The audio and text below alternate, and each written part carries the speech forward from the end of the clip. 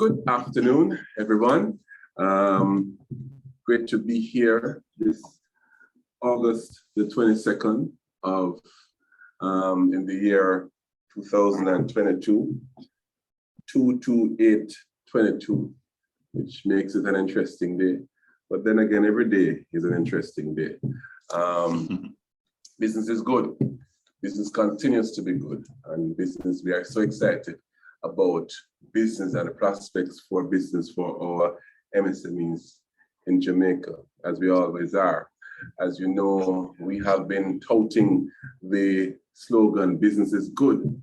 And business is good, especially with the JBDC, and we have had lots of our clients giving testimonials, which we're so humbled and grateful for. And by the way, if you haven't visited, let me just say right up front, if you haven't visited our new website, you need to have a look.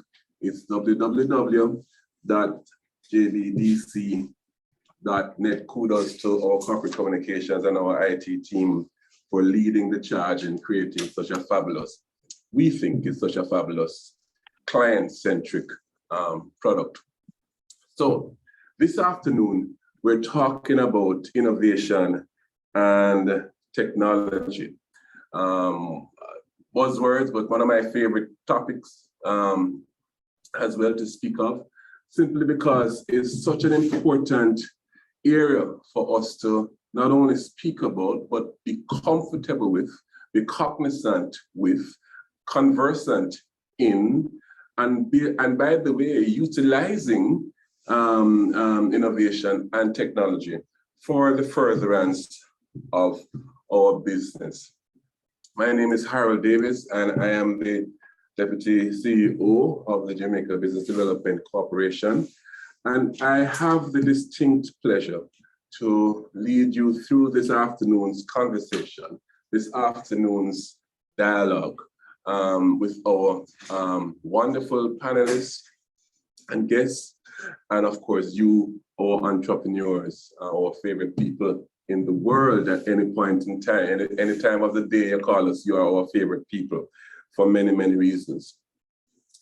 Apologies on behalf of Miss Vieira, who is usually here at our Business Dialogue Forum. She couldn't be here this afternoon, a little bit under the weather, but she's fine, you know. But she'll be fine, and she'll be back in the seat very, very, very soon. But official apologies on her behalf, certainly. So let me just give you a quick kind of overview as to why we're here this afternoon, even while I welcome you for being here this afternoon. This afternoon, we're discussing retooling MSMEs through innovation and technology. Now, as the world knows, as everyone on this call is very familiar and knows, that COVID has done us a serious number. He or she is not quite finished with us. It is not quite. I shouldn't give it the honor of giving it agenda. It is not quite finished with us.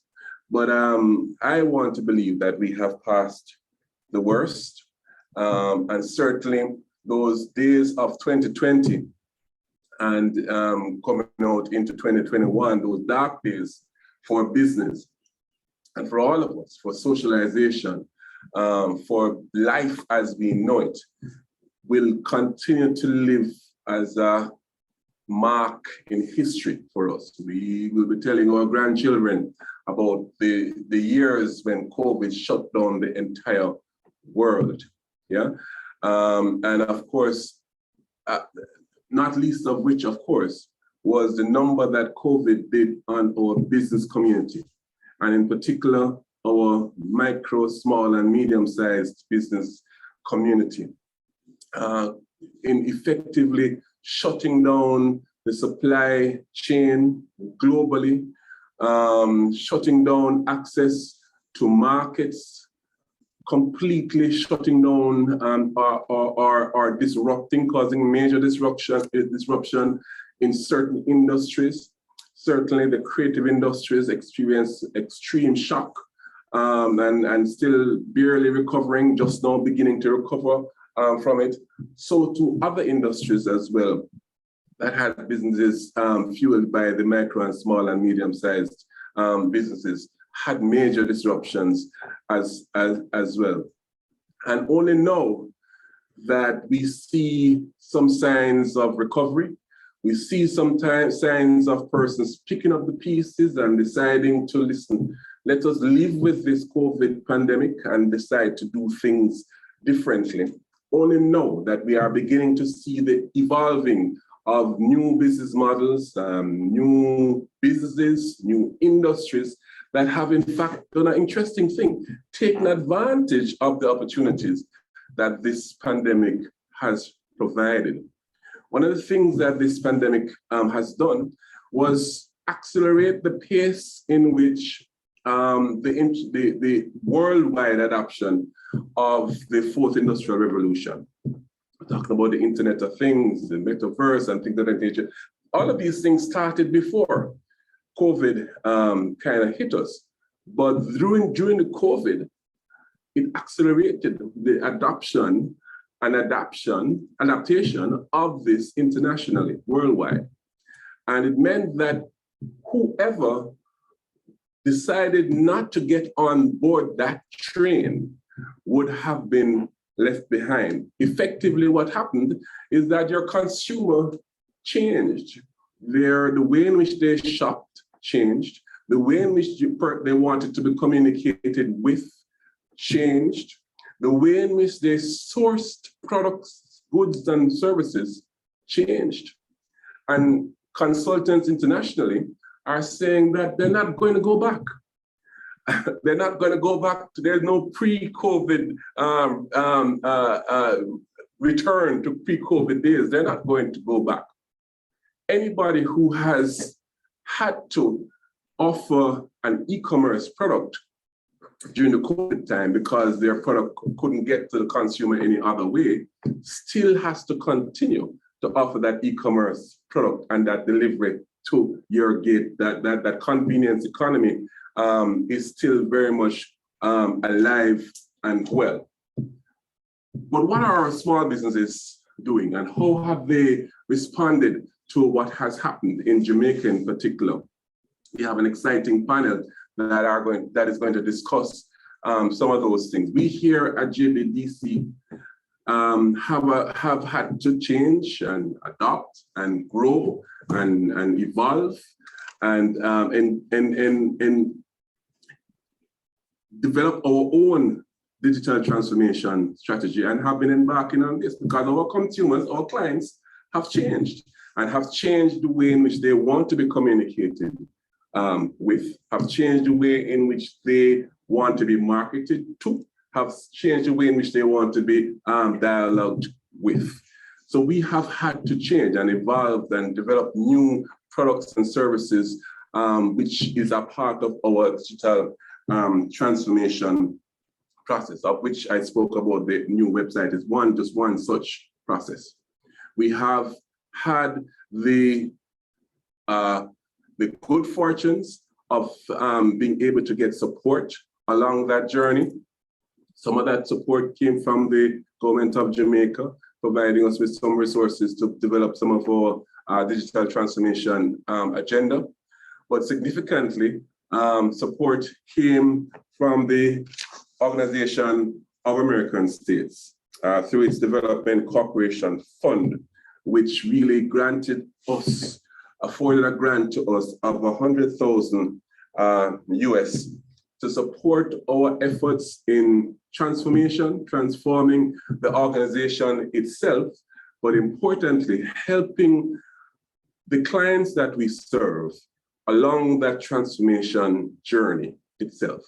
So help their products and services and trainings and so on, and tools and so on, which will be used to help our clients to move along that continuum, that journey towards digital transformation, towards being able to operate in a digital world.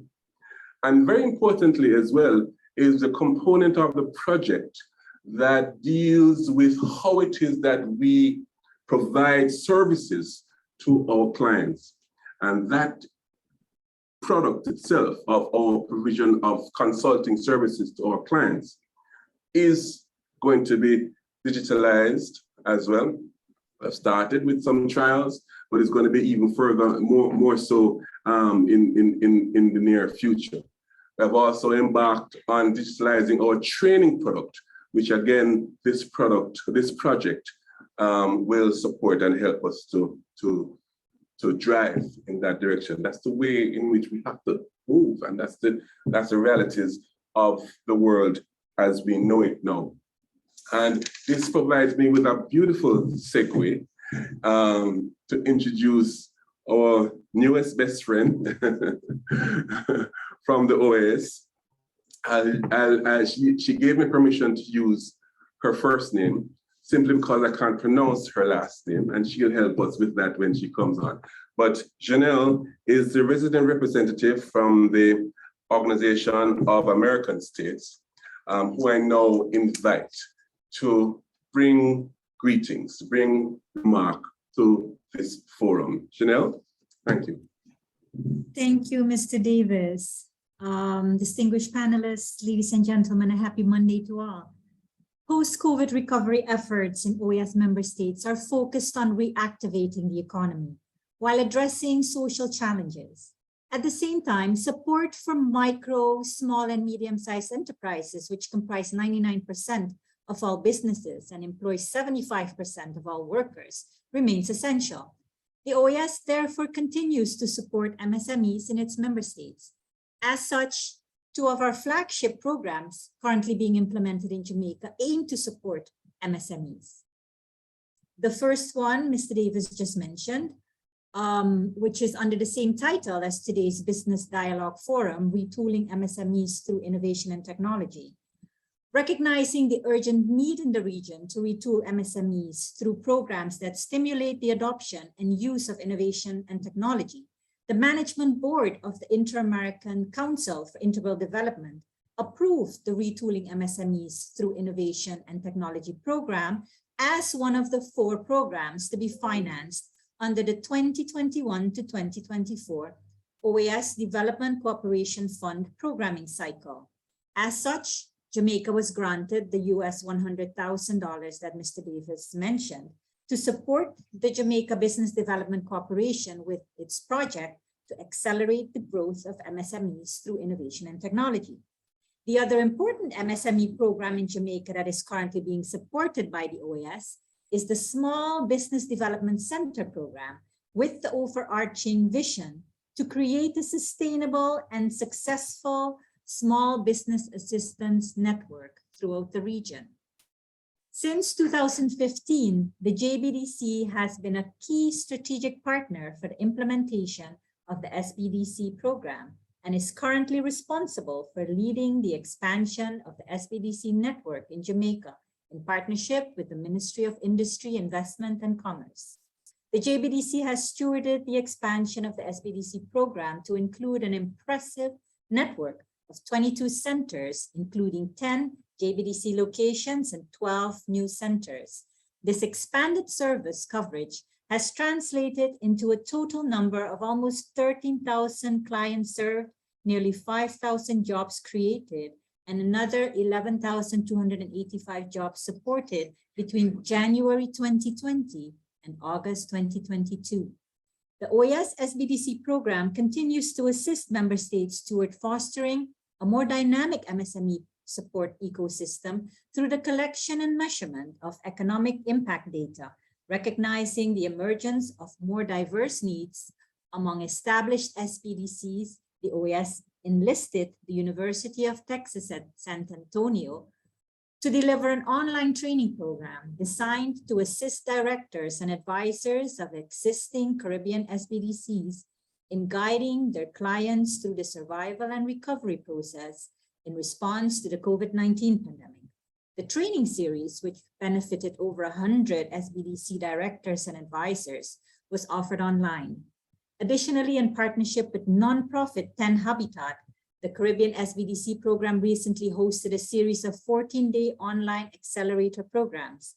The accelerators were geared primarily towards business, in the tourism, creative, and agribusiness or agro-processing industries, given the outsized impact that the pandemic has brought upon these sectors in the Caribbean region. A total of 90 MSMEs participated and successfully completed the 3 intensive online programs. The successes encountered in the 10 years of implementation of the Caribbean SBDC program has prompted the program's principal donor, the Permanent Mission of the United States to the OAS, to commit to continue funding a 4th phase of the program. The 4th phase will aim to strengthen the capacity of both business development service providers and intermediaries, while also seeking to improve the quality of services offered to clients. Additionally, phase 4 of the program will continue to expand its support to the development of the burgeoning network of Caribbean SBDCs established during phase 2 of the Caribbean SBDC program. The OAS remains committed to supporting MSMEs in its member states and is proud to partner with Jamaica on these 2 MSMEs programs. We wish you a productive forum and look forward to continuing our fruitful cooperation. Thank you so much, Janelle.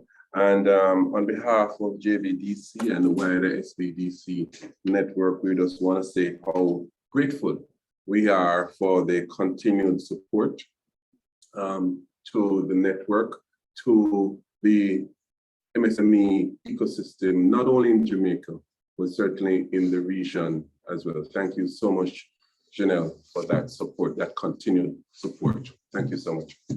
And thank you for bringing remarks this morning. All right, so ladies and gentlemen, here's what we're going to do now. We're going to jump straight into our panel discussion. We have, and it's not often I get to say this, an August panel right here in the middle of August.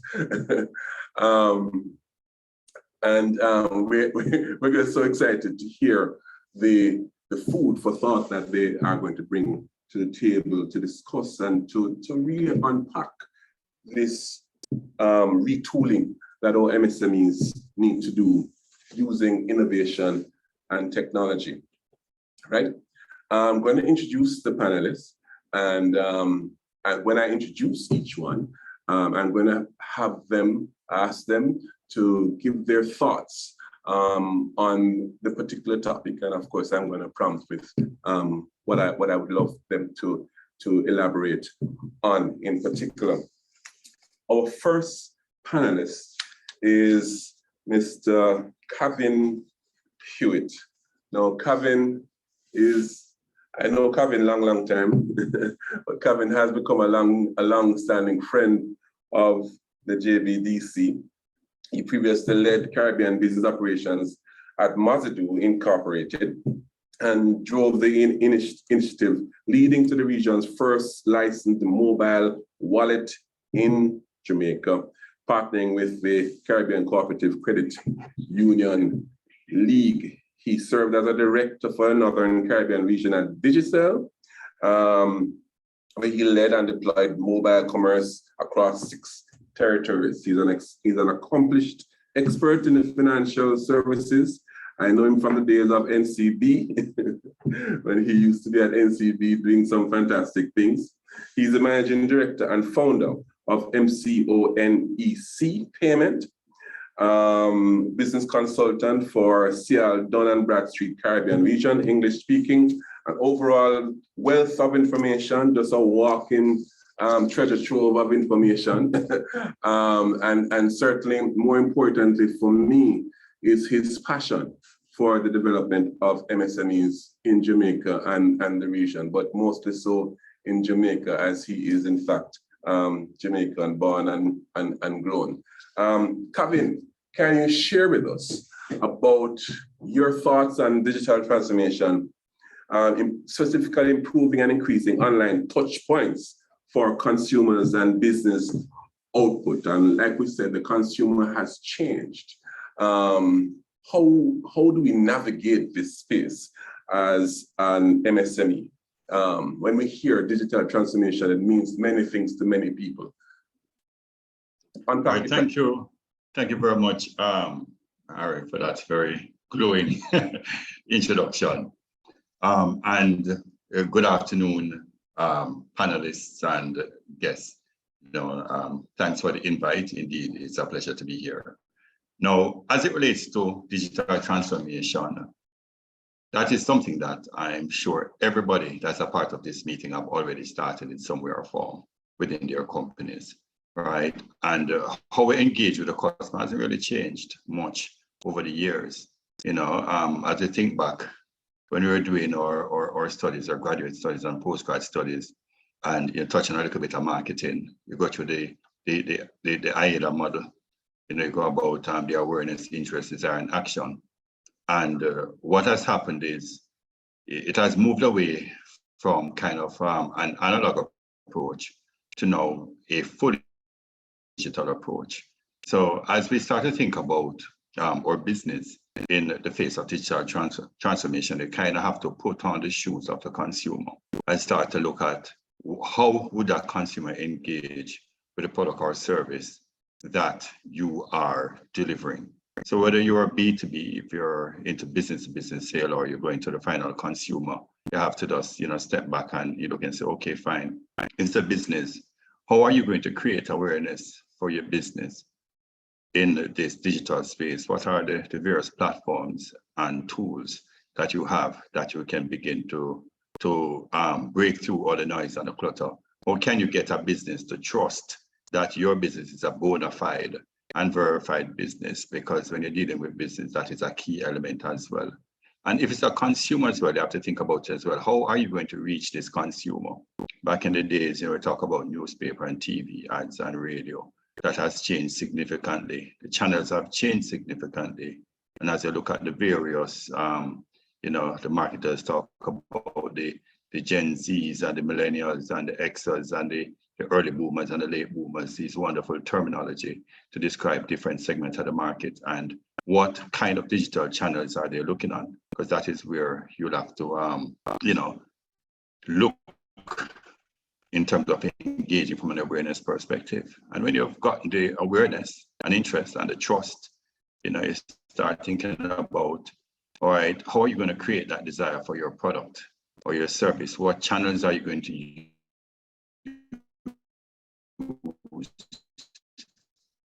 to build that desire? It engages with your product. How easy do you make it for that customer, business or otherwise, to be able to make a purchase? Because at the end of the day, you know why Amazon does so well? It is so easy to buy on Amazon, right?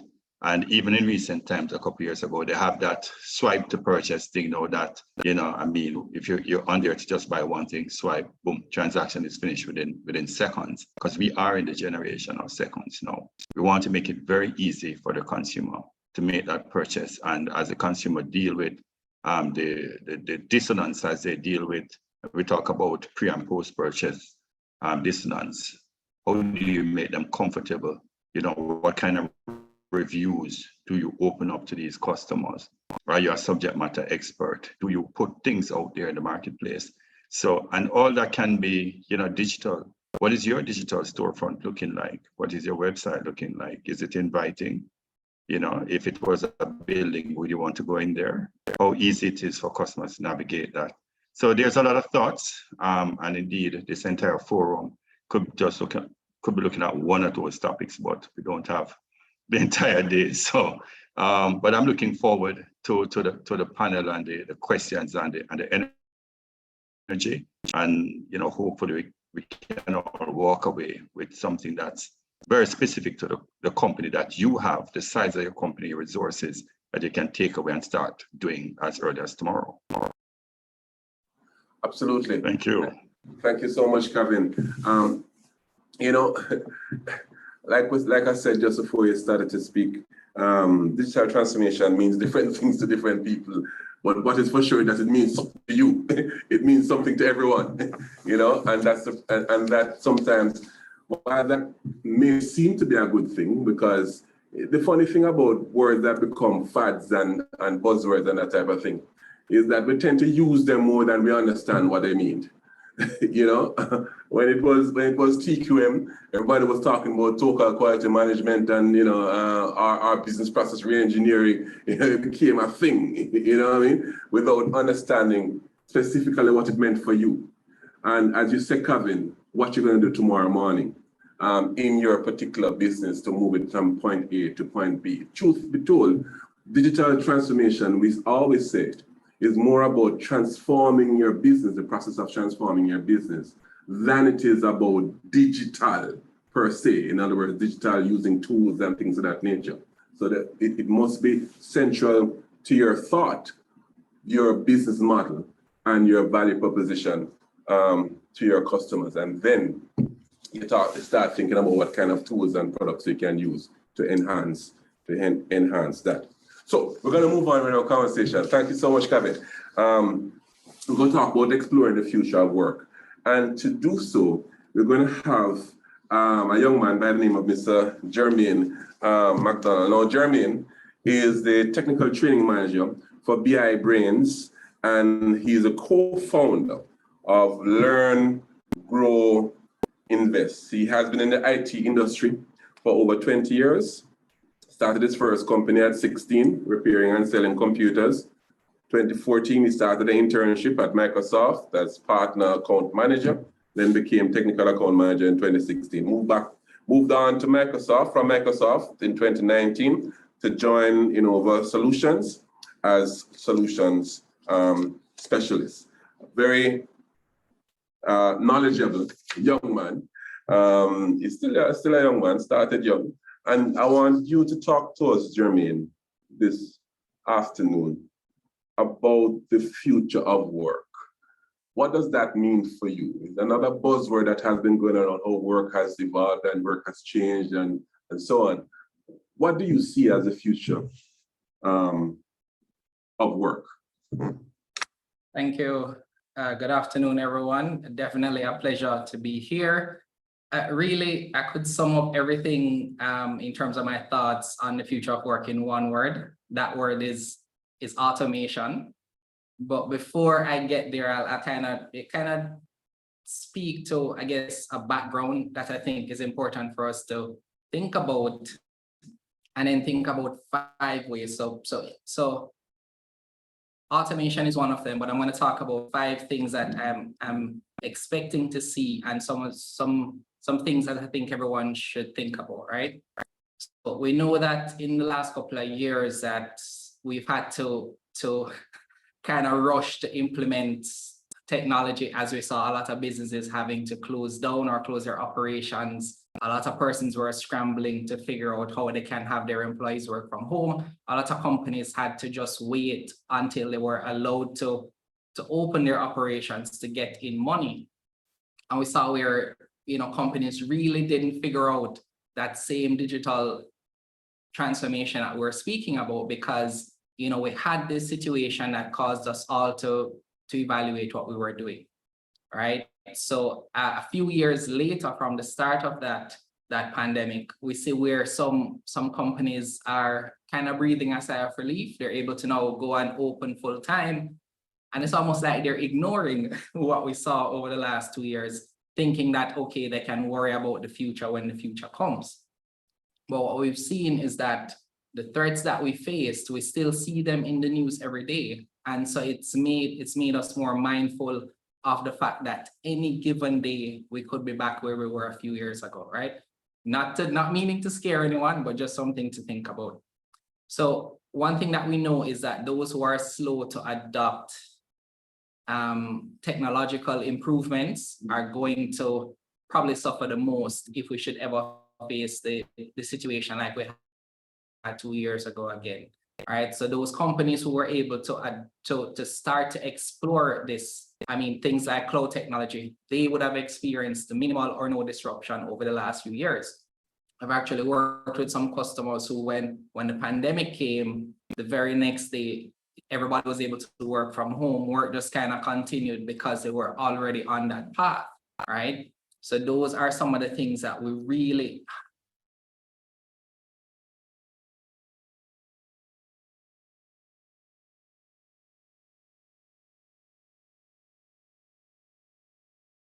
here in the adoption of technology as it relates to the future of work really comes down to how we can change human behavior, right? And that's why I said automation, because we really fear that word.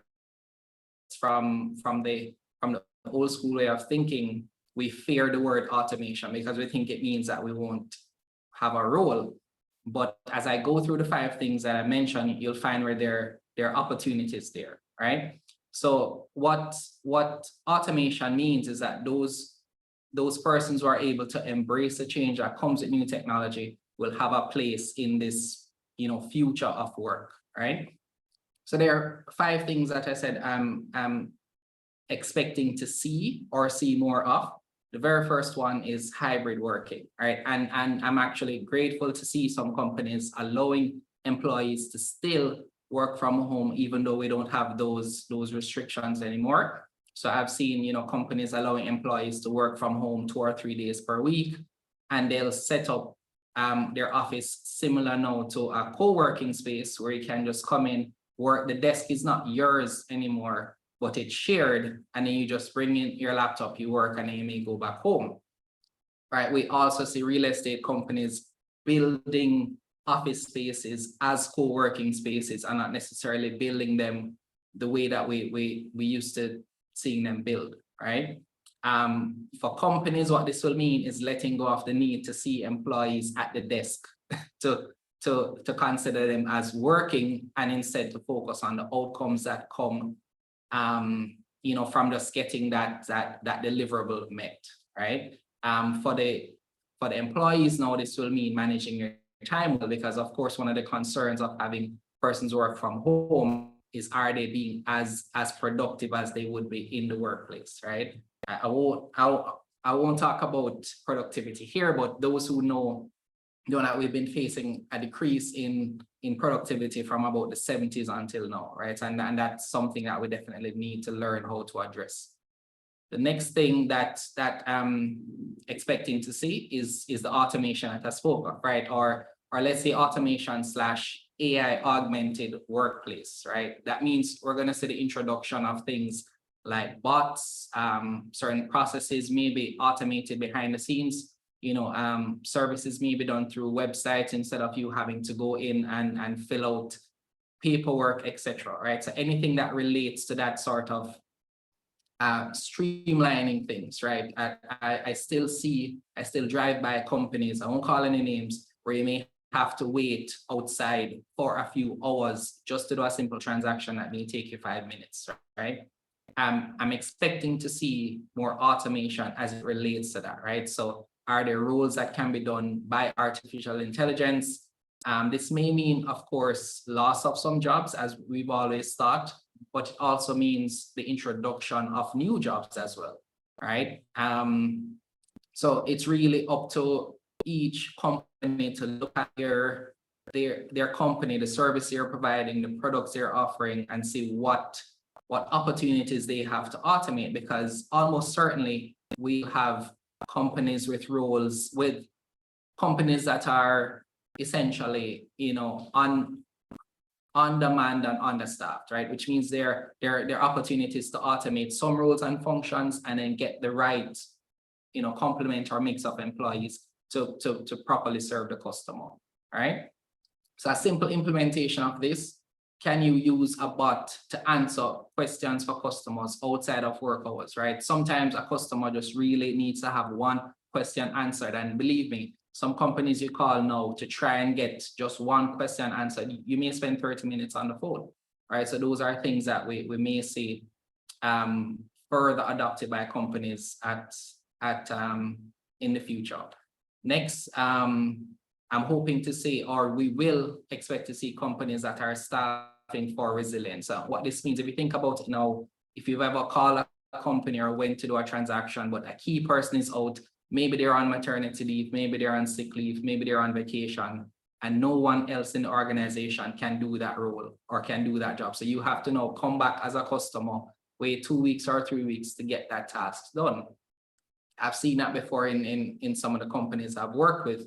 So we have to be able to staff for resilience. And what that means is that you have to think of ways to either outsource certain roles. And we see that easily with IT. Roles can be outsourced.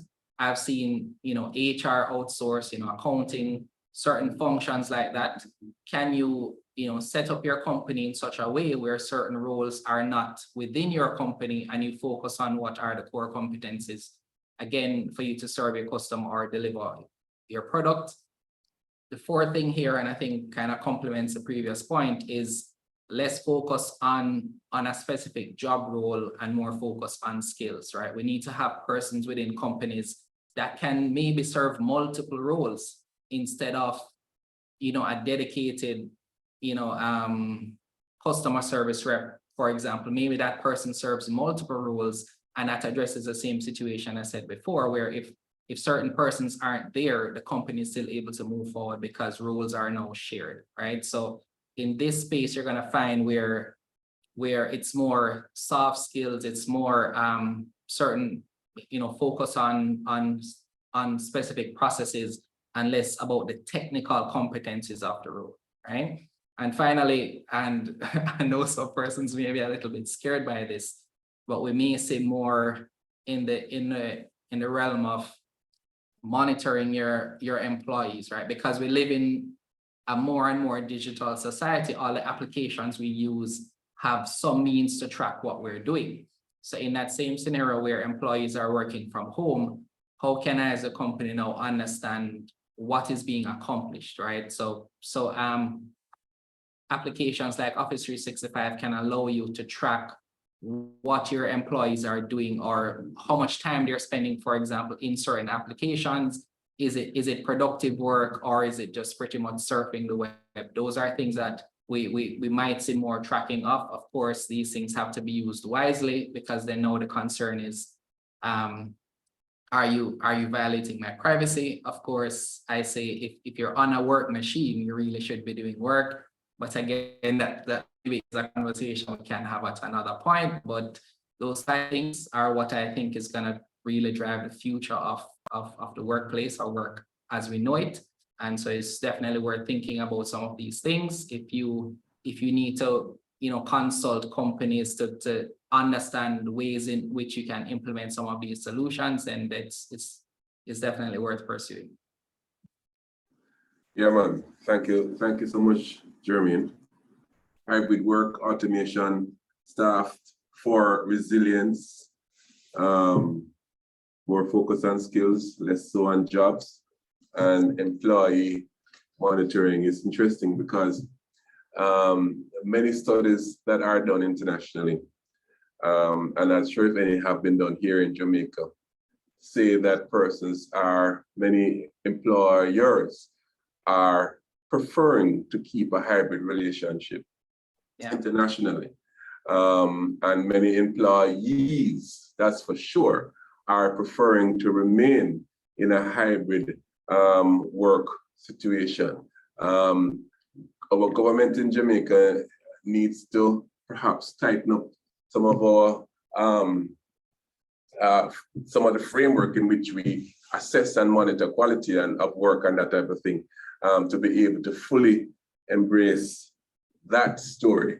But more or none about that. I leave them kind of argument there for Donovan when he speaks, because Donovan knows that being employed to government, I can't answer these things as with the kind of ease that he can say it. being our board member himself, right? But before Donovan speaks, money is a very important part of the equation. And how do you manage your finance for continuity in such a period of disruption? What kind of thoughts do we need to be having about the managing of our money? What kind of products do we need to be looking at? What kind of planning do we need to be thinking about in order to keep our stability, to keep our head above the water as businesses in these turbulent times? Yeah, and to share his thoughts on that is our dear friend from Development Bank of Jamaica. He is the relationship executive, investor relationships, and his name is Mr. Wayne Johnson. Now JBDC and DBJ, like OAS and other persons that have other institutions that are committed to the development of our ecosystem, have had a very close relationship, JBDC and the DBJ, for many, many years now. And we have co-created several products and several solutions together for our MSME community. So let me invite Mr. Johnson, Wayne Johnson, to share with us his thoughts on embracing sound financial management for business continuity in this period. Yes, thank you, Mr. Davis. So my name is Wayne Johnson, a relationship executive with the Development Bank of Jamaica. And yes, DBJ and JBDC do have a long-standing relationship, and we continue to build on that relationship. So I've been tasked with speaking on embracing sound financial management for business continuity. So ask yourself, what exactly is sound financial management?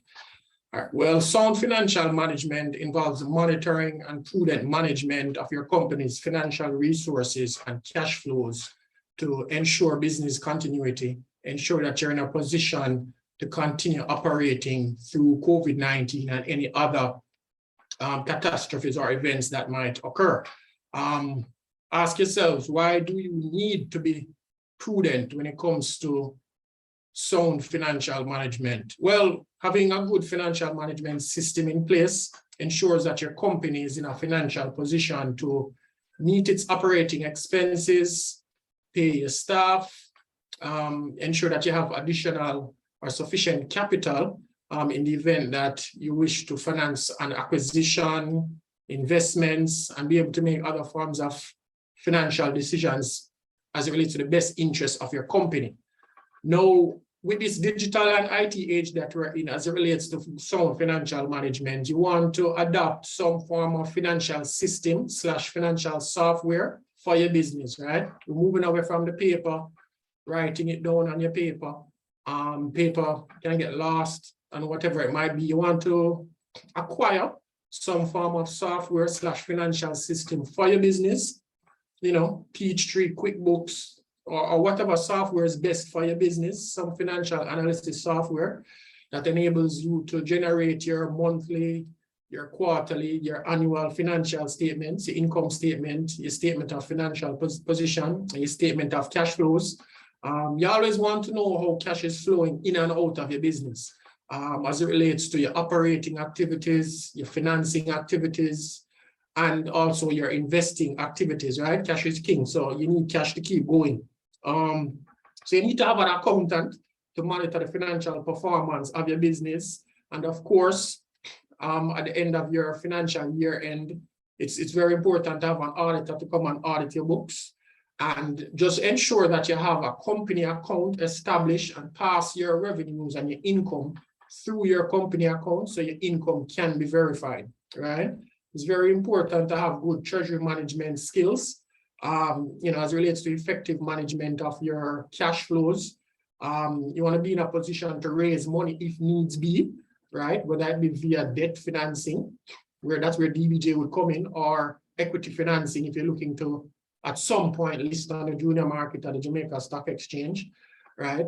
If it is that your business, you have assets, you have property that you own, you're seeking a loan to do particular business expansion projects, periodically you can revalue your assets. Property goes up in value over time.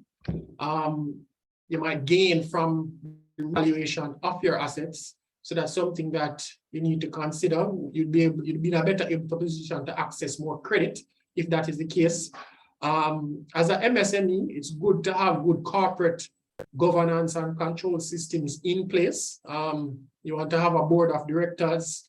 You want to have various subcommittees of that board of directors, right? Dealing with and tackling the various issues, compliance, risk management, investments, loans, audit, right? So you want to ensure that you have a policy in place to deal with the various events that can affect your business adversely, right? There's also business planning, right? You know, with COVID-19, with the market conditions as it is now, it's very important to have a business succession plan in place. a business continuity plan, right? You want to focus on your business being resilient. You want to be able to be in a position whereby you can recover. And you want to ask yourself, do I have a contingency plan in place? You know, what if? You know, what's my next move, right? So you want to ensure business continuity in anticipation of financial or market risks, right? So you have your strategic plan. You know, if it is that you're looking to expand, you're going into other markets, you're looking to maybe open up another location, right? It's very important to do your financial forecasting, right? Your cash flow projections, your sales projections over the next 3 to 5 years, or maybe even longer, right? But it's very important to do forecasting. How do I see my business growing? Where do I want to be? How am I going to go about doing it, right? It's very important to analyze various investment opportunities. What's best for my business? Or should I leave this investment alone? Or whatever the situation might be. You want to look at focusing on business planning, right? It's also important to have good credit. You know, if you're accessing credit and you're seeking a loan, business and personal loans, it's very important to have good credit and a good credit report, right? There are credit bureaus in Jamaica that are active. If for any reason you're having issues servicing your debt, reach out to your lender, make an arrangement to be up to speed and current with the account by, you know, finalizing some form of payment arrangement.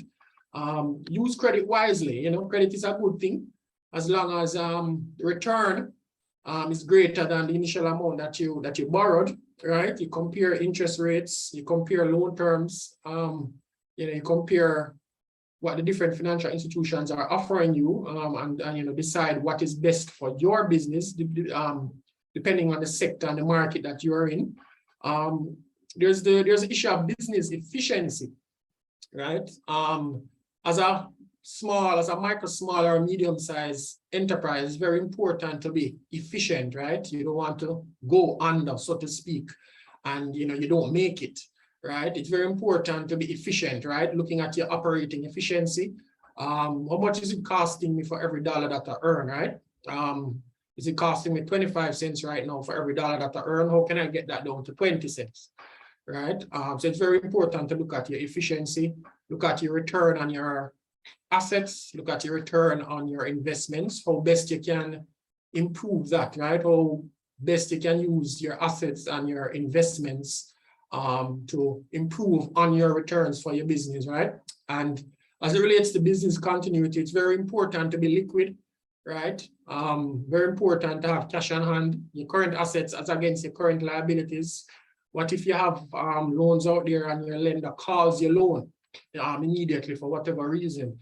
Am I in a position as a business owner to clear and liquidate that debt and still be able to continue in business, right? So it's very important that you have sufficient assets to deal with your obligations should they materialize and should they mature, right? So you try to remain as liquid as possible, right? You're trying to, you're avoiding bankruptcy, right? And then, of course, as I said, cash is king. What percentage of my current assets is cash, right? You know, you can survive on cash. So it's very important to be liquid and have cash reserves on hand. As a MSME, just ensure that your business is registered with the Companies Office at Jamaica. You want to ensure that your taxes are paid up.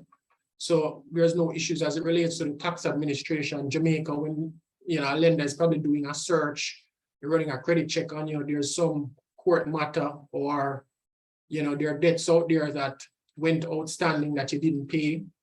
So these things can affect you. So it's very important to service your loans, service your debts, ensure your statutory deductions are paid up. You're compliant, you have your tax compliance certificate, you're paying your property taxes where applicable. As I said, the statutory deductions, you're paying those as is required. And try to acquire some form of digital financial technology to help move your business forward, right? So this forum is about innovation and technology. Try and acquire an e-commerce platform. Try to develop a website for your business if that's something that you're looking to do, right? Have a point of sale machine.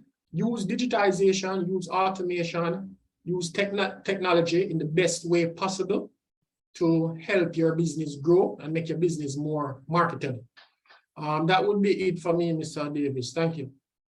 Come on, thank you so much, Wayne. I mean, in this world, I mean, as an entrepreneur, one of the primary things that you have to be aware with and cognizant and comfortable with is your finance. Nobody I don't want to hear say maths is not my strong thing in a high school. So I'm not really in the money thing. No, by the way, you need money to run the business, and you're in business really primarily to make a profit. So you have to be cognizant, comfortable, conversant with your finances in your business. You have to, as Moses drop in the chat, financial IQ is critical. Too often that we are in a room with entrepreneurs pitching a business, and the business idea is brilliant. Business idea, the product itself, shot, gonna lead. When you ask a particular entrepreneur about the finances and the financial story behind the business, unfortunately, very often they're unable to articulate it with the same ease with which they articulate about the product itself and the values of the product. And guess what? What happens right there is that the investor is going to leave the room, because the investor is investing money and expecting a return on the investment. And if you can't articulate that story, then it's a challenge. So even though some of the things that Wayne might have said just now, you're not familiar with it, it's not, perhaps you don't think it, it's something that you're immediately affair with. I encourage you to become a fair, become more than a fair, become comfortable and conversant, that you can manipulate your financial management strategy within your business towards sustainable growth. So I move on to our fourth panelist, who I know this what I just talked about a while ago. It's one of his babies. He comes to the table with such a wealth of knowledge and information about most things business, about most things entrepreneurial. Like I mentioned before, he's also a board member of the Jamaica Business Development Corporation, and has been so for some years now.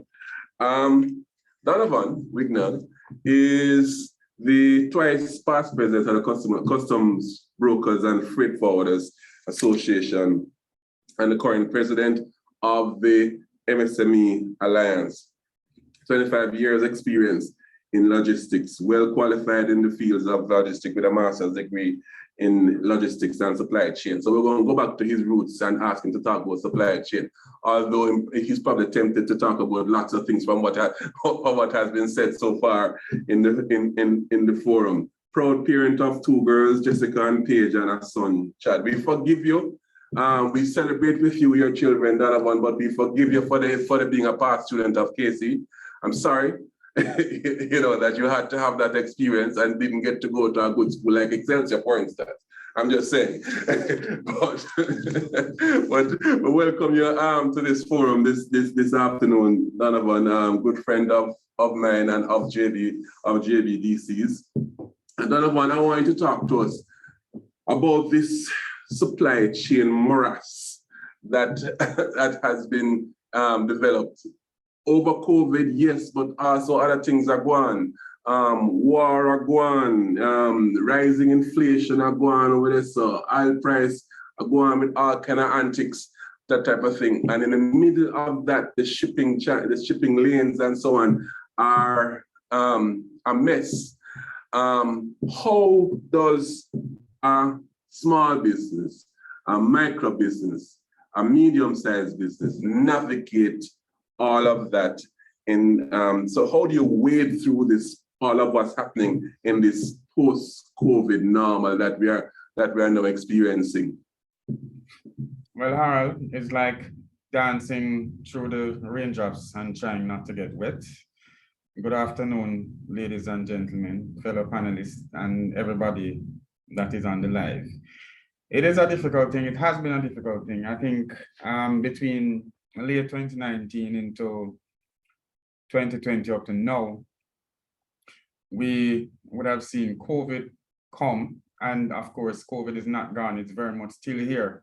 But as far as operating under COVID is concerned, it has become the norm. What has been the COVID norm over the past 2 years, 24 months, etc., would have translated into an evolution of the business community, both MSME and the bigger business, the top 20% of the country.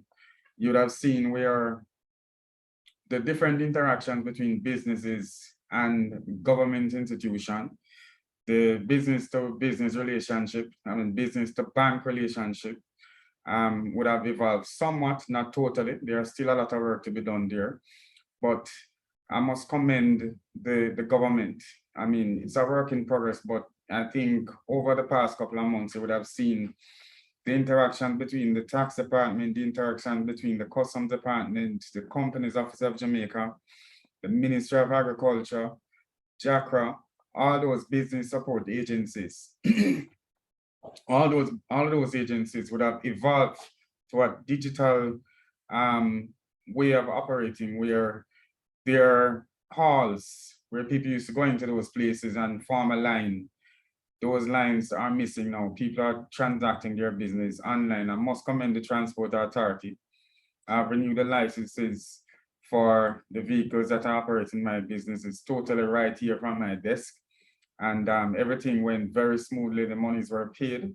So that's a place that we have gone to. And Harold, we like where we are and we're not going back. So no talking of going back. We like where we are and we continue to move along that continuum to where everything, business will be totally digitized, and we have smooth interactions with the government institutions, improving, of course, over time. Where the bank-to-bank transactions are concerned, we have serious challenges still. We're still having the 48, 72 hours wait to zero transfers from bank to bank, but I'm sure they're working on it.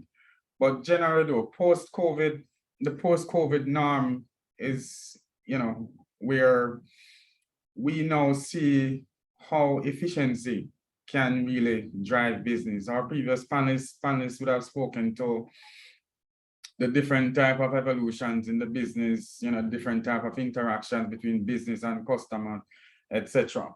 But supply chain challenges would have been one of the major problems with our businesses, both big and small, over the past couple of months. And it's all related. Inflation, supply chain challenges, the cost of shipping we would have seen where, for example, COVID in China would have caused the port to shut down, the port in China, the port in Los Angeles, the ports in Europe would have shut down. Ships to be brought back into service would have taken some time. The supply and demand challenges would have caused the cost of freight, to increase phenomenally over the period. We're talking about 300, 400, 500%. So that also feeds into inflation, where the cost of acquiring the goods would have gone up considerably because of the cost to ship the goods from the various places. We would have seen in Jamaica, for example, Jamaican economy, people have tried to find nearshore suppliers. People started to interact even more with South America. We never used to deal with South America so much, but a lot of people now are finding suppliers in South America, seeking new places that are nearer, that are not so affected by our supply chain challenges. But generally, supply chain bottlenecks would have contributed significantly to inflation. In the United States, for example, what has happened in terms of even trucking, where trucking has become so expensive, and you know that we get a lot of our goods from the United States, and because of the expense of trucking, the expense of shipping, when those goods hit here, combined with our rate of exchange, the cost of energy, which also is a factor of, is impacted by the war in Ukraine. Would have seen that feeding into our situation of inflation, which I think at this point would have been 10.2%, far away from the 4 to 6% target that BOJ aim to achieve. But definitely when you look at the civil war in Russia, the war in Russia with Ukraine, that would have caused some problems with our food supply, grains, etc. You're talking about war in the with the Far East countries, China, Taiwan. Those would have impacted the supply chain where shipping, etc. would have been disrupted. So costs definitely would have gone way out of kilter. We are seeing now where cost of shipping, cost of logistics is coming down. And of course, commensurately, you'd have seen where our inflation commensurately be coming down with the cost of shipping. But definitely the rising inflation in Jamaica and the rest of the world would have been a direct result of one, war, two, COVID, supply chain bottlenecks, factories being closed down. Even at this point, we still have some of those things affecting logistics and costs. But generally, I think looking ahead, we will see the inflation coming down because the international freight prices, our rate of exchange revalued somewhat. Of course, we have rate of exchange, a floating rate of exchange. So as the rate of exchange goes up or down, prices hopefully will take the same route. But generally, Harold, I think COVID definitely has changed how we do business, has impacted a significant amount of small businesses, large businesses as well. But the significant advantages were presented during COVID. A lot of companies would have gone into e-commerce, we have seen where, for example, the e-commerce business, courier companies, international courier companies, several of them would have started up and are doing extremely well. Would have also, JBDC itself would have gone into e-commerce. Of course, Harold, we can talk some more about that, but definitely buying online and trading online would have been it is the order of the day now. And if you are not going in that direction, then definitely your business will be left behind. But definitely the digitization of businesses, our business in Jamaica has gone on very well and continue to evolve. And definitely, I think the future is bright where business is concerned if we continue along the same vein. Yeah.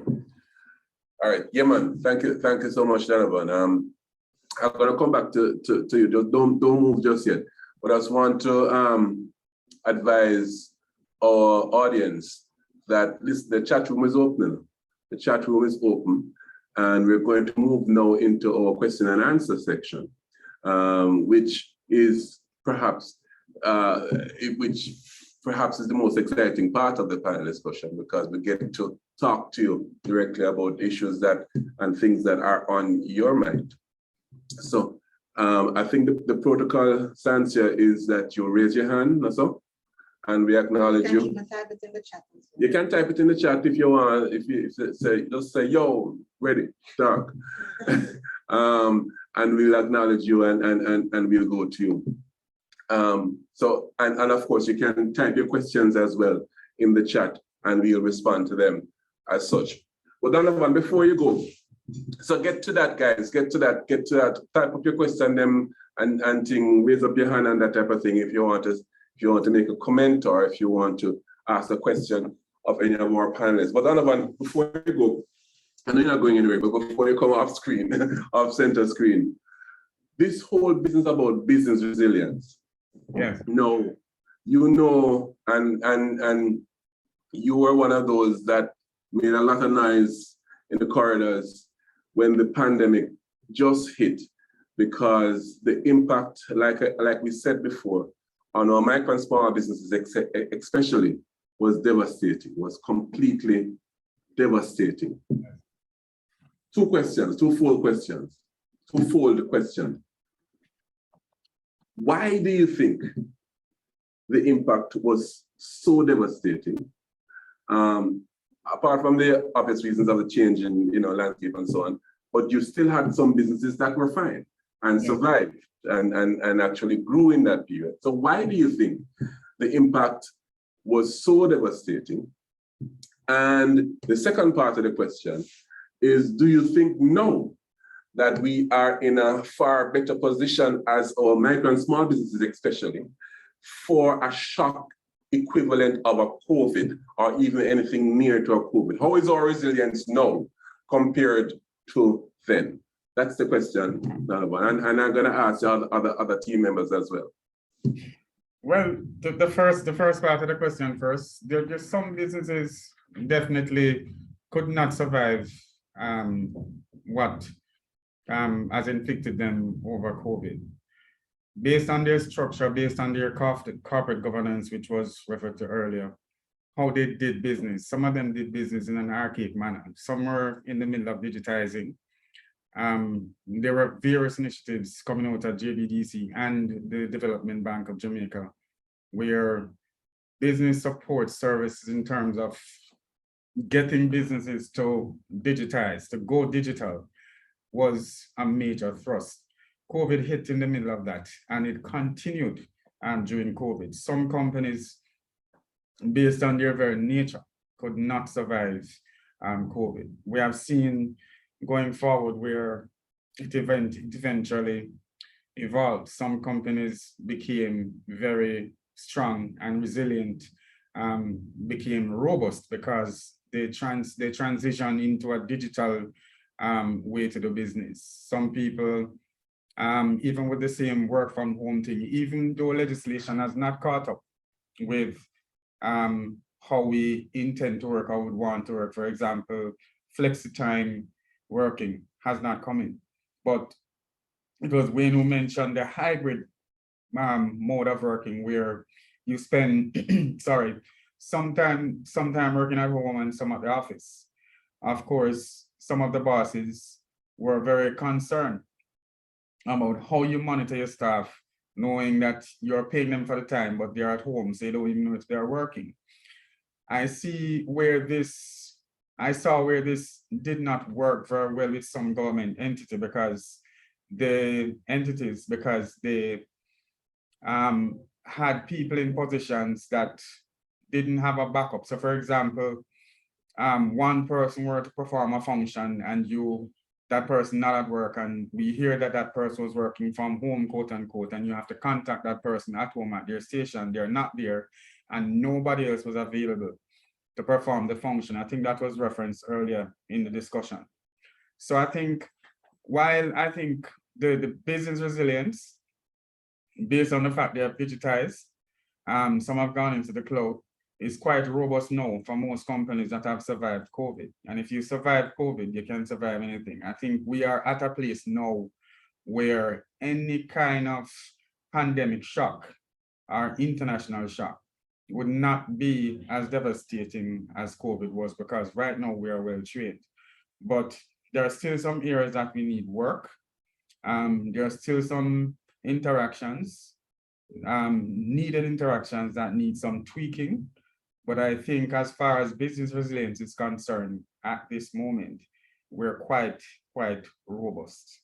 And I think in large part thanks to entities like JBDC that saw the need and put the necessary training and information in place, as far as the whole assisting people with going digital was concerned. I think we're in a much better place right now, and the advantage, the opportunity that was presented over the whole episode with COVID would have seen us evolve into a more efficient and a more resilient business community as we stand right now. All right, cool. Donovan, thanks, Donovan. Kavin, what are your thoughts with that concern? Oh, why we never really level up to the resilience level for COVID? Listen, let's be clear that COVID was something that's completely unprecedented and the world has never seen. So there's no real leveling up. So I used the wrong phrase just now. But why is it that more of our businesses weren't as resilient as others were in the period? And that's the first part. And the second part is, how are we now? Are we better prepared for this kind of disruption were it to come again? No. What are your thoughts, Kavin? All right. And it's really interesting because COVID was a horse of a different color. And even, nations that are first world nation, were caught napping, even though the writing has always been on the wall. When I look at Jamaica and to an innovative, purifies, and I said, what is it that could have been different, which would have really helped this situation? And a couple of things came to mind. Many companies have had a very weak business continuity strategy, right? They had, some people have business continuity for hurricanes and that kind of stuff, but not a situation for a prolonged, situation like COVID. So they didn't think about, from even the work perspective, as Jermaine spoke of, the new era of work. Culturally, a lot of employers weren't ready to be able to embrace, remote work, and it was a major cultural thing. I mean, I've been in technology as you know, Harry, and I've worked with, developers right across the world. So remote work, and you find that companies who embrace that kind of stuff was business as usual. As a matter of fact, those are some of the businesses that thrived during the time because they already had that as a part of their strategy. But when you look at corporations prior to COVID, if you're ill, the whole thing is, somebody calling sick and no work can happen. So if you have a flu or some kind of the SARS thing, you have to stay away for 2 weeks. It doesn't mean that you could not be productive in some way or form. Right, and we saw during COVID that productivity was able to happen for those businesses that had the infrastructure in place. So a lot of businesses were struggling to set up VPNs and all of those things, right? But it was happening at a time when resources weren't readily available to get these things done, right? So if you were to check the shelves, you could not get a laptop to buy, you couldn't get a tablet to buy, you couldn't get a router, a modem, right? All of these things that are essential in setting up a remote work location were unavailable because, of course, of the shocks to the supply chain as well, because everybody wants those things. Who do you think is going to win? Jamaica, or first world country with big pockets and very well developed logistic, environment. The other piece was logistics. Logistics did not necessarily exist prior to COVID. There are just, if you're looking to move stuff around, it's a Tara Couriers, and there's just really one or two names that you could look at in terms of how do you move stuff around, right? And to kind of jump into the next part of the question, I'm still looking at logistics, and that area is a wide open area, I believe. I don't know if there's anybody on this forum that is looking at logistics as a serious area to tackle. I hope so, Well, there is, Because Donovan is on the call now. So Donovan is a logistics sector guy. So, yeah, Donovan is big logistics, man. Donovan work with rich people. And poor people from long ago, because Donovan have moved things for me before, and he does it quite well. But I'm more talking about underground logistics, right? You get the okay, fine. You really and truly you're able to get certain products onto the shores. Now remember, a lot of the markets were closed down. How do you now move it in a restrictive environment? Because it was a restrictive environment. You had a lot of curfews and stuff within that environment. So you had a short window of time. What seemed to have moved? Eh? The guy with the deeper pockets but who can pay more get the cargo on the ship. That was it. Exactly. So to answer the question of are we ready yet? Until we have some logistics, I'm not going to say mirroring or even near to what Amazon look like, right? Who grew? You know who grew during the pandemic? Amazon, DoorDash, all of these guys who were in the logistics business grew like crazy. You understand? Because their service was in huge demand. No, COVID has really done it, and then there's so many new ones, and I don't want to jinx anything, but we still have a logistics issue in Jamaica. I don't see a bunch of companies stepping up to the plate to be able to move across the island and the infrastructure of the island. How does the island get mapped? What is the address? I thought about a project once to map the entire Jamaica, right? And use, because I was doing something that needed to use geofencing. And I realized how difficult it would be. There's no address in Jamaica outside. Maybe 10% of the island, you can have a real structured address. The other 90%. Pass the breadfruit tree. Go around the corner. Don't take that turn. If you reach that turn, it means you pass it, right? So there needs to be a project at the, and I think at the government level, maybe it's with NIDS, I don't know, to truly map using, since as you know, we're not going to get zip codes and so, but certainly every position that you are can be mapped accurately up to about 10 meters. You do have a coordinate, right? And I'm thinking, maybe that's a good way to start, where you have a coordinate. Each household have that geofence, that coordinate. Where on the line of latitude and longitude within Jamaica do you exist? Because before you can even start to map rural roads, districts, and all of them parochial roads, you need to know where people are. And logistics cannot happen until you know where people are. So are we ready? No, we're not. Well, Jermaine, are we any have any thoughts as it relates to the second part of the question? Now, are we ready? As so Kavin and Donovan said, yeah, man, we're ready. Kavin said, no, we're not ready. Jermaine, are we ready? Are we ready for another COVID-like shock? Are we better prepared? And let me extend. What do our entrepreneurs who are listening know? What are the first things they need to do tomorrow morning, the step that they need to take tomorrow morning to become more ready along that continuum?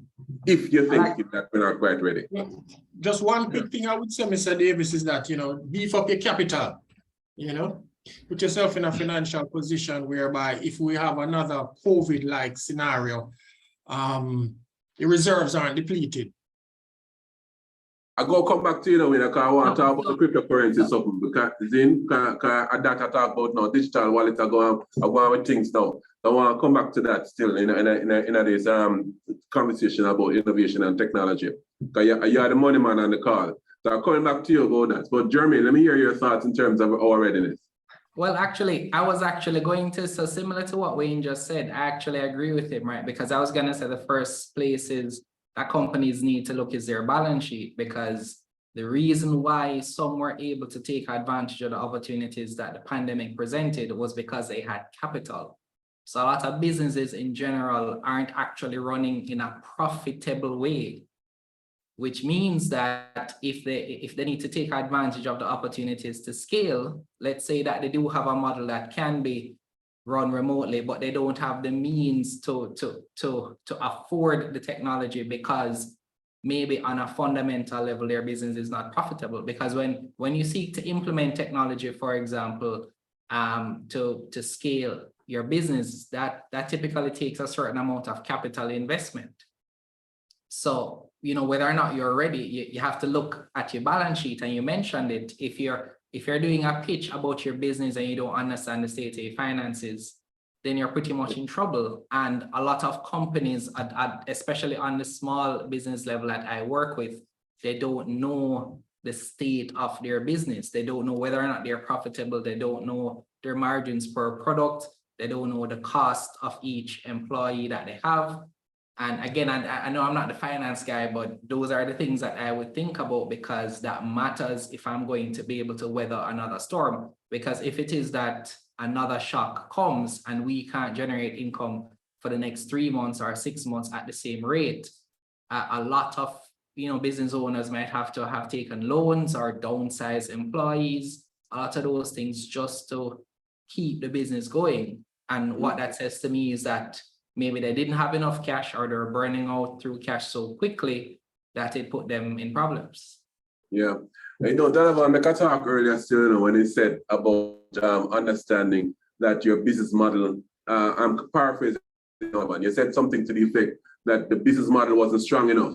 And many persons with a weak business model had an issue in terms of resilience through the period. And business model being strong enough don't just mean so you know what upon the business model. It means that it has inbuilt in the business model itself a certain level of flexibility and resilience itself. It's something as simple as multiple income sources, for instance, rather than just the one, multiple business lines for your business is very important. Something as important as to understand who your real customer is and what it is that they are wanting of you. Are you in the bread business or are you in the food business, for instance? It's very important in terms of contemplating whether or not your structure is robust enough to deal with the vagaries of, because if it's not COVID, it could be the other one with an M name, or, you know, or something else, you know what I mean? The point though is that we don't want or it could be a hurricane. We don't know. It could, you know, or a sustained hurricane or whatever it is. Or it could be that you hear so the cryptocurrencies then crash all at once. You know, it could, whatever it is. The point though is that we have to make sure that we are putting in place an infrastructure in our business model itself that allows us resilience where that is concerned. I want to come to you quickly, Wayne. I saw Moses drop in the chat something about financial education, and it's a provocative point, but it's a good point. He said financial education wasn't taught in the Caribbean school system because the Caribbean people are seen as employees. They don't want rich, no. They don't want us to be rich at all. They want us to be completely, continuously dependent. Yeah. Go ahead, Wayne. Your thoughts. Yeah. I was just saying that comment is actually true. Financial literacy wasn't taught in school. As a business owner, you really have to teach yourself. Go online, do your searches, read books, e-books. It wasn't taught in school, but you have to become financially literate as a business owner, as an entrepreneur. You don't want your business to go under. You don't want to reach a point where you have to file for bankruptcy, or you have a lot of debts out there. You're not able to service your debt. So financial literacy is something that you basically have to self-learn, so to speak. And somebody online, Tamika, I would love to learn more about payment online. My glasses are going good, man. About payment online gateways locally. In the US, you have PayPal, Stripe, etc. and we locally can use those platforms unless you have we can't use those platforms unless you have a local account. What is the alternative locally? There are alternatives. Donovan is on, so he probably can, I mean, I can share, but Donovan knows them very well as well. There are now a few platforms that are accessible and usable locally and in the region as well. Donovan, you want to jump in? Yes, there are. Well, one that came on probably about the middle of last year was Figaro. I don't know if a lot of people are using it. It came with some backend accounting support where you have to upload your inventory, etc. One very popular one that is now being used by a lot is WePay, and that is that you have to have a bank account. And most of these payment platforms, you have to have a local bank account. One of the biggest problems, one of the challenges we currently have is for small business to open business accounts. And we'll come back to the same thing again, where you have to present to the bank your financials, your bona fide information, validatable information. And a lot of small businesses, unfortunately, are unable to do that readily. With some encouragement and some assistance, yes, they can. But sole trader would have benefited, sole traders would have benefited from the reduced KYC requirements that some banks are offering now. So once you open a bank account, even the banks that you open the accounts with, some of these banks are offering online payment options. So, but then again, bank to bank transfer, like, from one banking institution to the next, usually takes some time. So that latency between the transfer sometimes are detrimental to small businesses. But to cash flow. Yes, it is. Absolutely. Cash flow is key. Absolutely. But we're seeing an evolution if we continue to lobby for that to change in terms of the speed of transaction between banks. Then I'm sure, over time we would have seen, great improvement. But yes, to answer the question, there are local platform. WePay is one of them. I think probably, I don't know if you have the information, Harold, that you probably could post it. I don't know if it's a free ad for WePay. You can have them send you the check. No, man, we're gonna put another one up just now. Narda Venture, remember her who met with their company. It's called what? Easy Pay. Easy Payment. Easypayments.com is another one as well. So there are a few that are locally owned and locally developed as well, and many of them have relationships, as Donovan was saying, even though the movement of money might be take a couple of days, but it moves. You know what I mean? It moves. You know what I mean? So it offers a solution. It offers a solution. Yeah. So I see the chatter blow up still. Nice, love it. I see argument. When we make a talk about value, I saw my good friend and our good friend at JBDC, Wayne Beecher, posting a chat. Of course, we're gonna lay a hand on him guy. I know the thing though. What about value as it relates to resilience, Wayne? Just jump in. What about understanding value, concretizing value, being able to communicate value, and being able to deliver on value? That is so important for resilience. Right. When you refer to value, you're referring to the value of assets.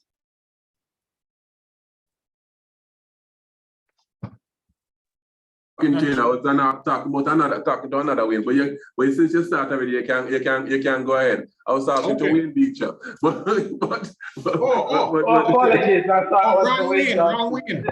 Wrong Wayne. Go ahead, Johnson. I'm coming after you. No, well, as I had said earlier, if you're a business owner and an entrepreneur and you have property or you have assets that you use, that you own, and you're seeking a loan, you're seeking financing for business expansion. If you own property, you can always revalue your assets periodically.